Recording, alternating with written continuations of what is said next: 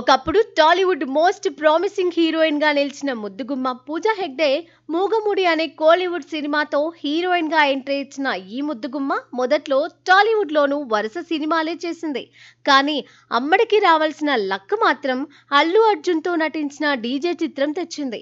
డీజేలో అమ్మడి గ్లామర్ ను చూసి ఫిదా అయిపోయిన మేకర్స్ అమ్మడికి వరుస ఆఫర్స్ తో టాలీవుడ్ లో మరోసారి గ్రాండ్ వెల్కమ్ చెప్పేసింది. డీజే తర్వాత నుంచి వెనక్కి తిరిగి చూసుకోలేనంత బిజీగా ఉన్న పూజా హెగ్డేకు లాస్ట్ హిట్ మాత్రం మోస్ట్ ఎలిజిబుల్ బ్యాచులర్ అనే చెప్పాలి. ఆ తర్వాత చేసిన సినిమాలన్నీ వరుస డిజాస్టర్స్ కావడంతో అమ్మడి ఫేట్ పూర్తిగా మారిపోయింది. రాధేశ్యామ్, బీస్ట్, ఆచార్య, సర్కస్, కిసికా భాయ్ కిసికా జాన్, దేవా, రీసెంట్ గా రెట్రో ఇలా వరుసగా 7 ఫ్లాప్లతో కెరియర్ ను గందరగోళంలోకి నెట్టేసుకుంది. రీసెంట్ గా రిలీజ్ అయిన రెట్రోలో పూజా హెగ్డేను చూసిన ఫ్యాన్స్ మాత్రం చాలా డిసప్పాయింట్ అయ్యారు. గ్లామర్ డాల్ కాస్త డీ గ్లామర్ చేయడంతో పూజాని పెద్ద స్క్రీన్ మీద చూడలేకపోయామని, ఇకపై ఆమెతో ఇలాంటి తరహా సినిమాలు చేయవద్దని సోషల్ మీడియాలో ఫ్యాన్స్ ట్రోల్ చేశారు.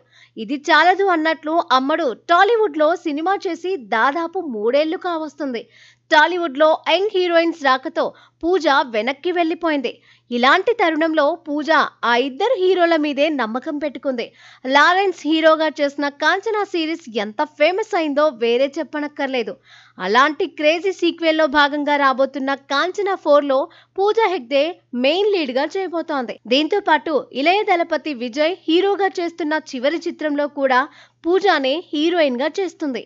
ఇప్పుడు పూజా కెరియర్ వీళ్ళిద్దరి చేతిలోనే ఉండడంతో ఫ్యాన్స్ కూడా ఆ 2 సినిమాలు సూపర్ హిట్ కావాలని కోరుకుంటున్నారు. మరి వీళ్ళిద్దరిలో అమ్మడు ఏ సినిమాతో కమ్ బ్యాక్ కాబోతుందో చూడాలి.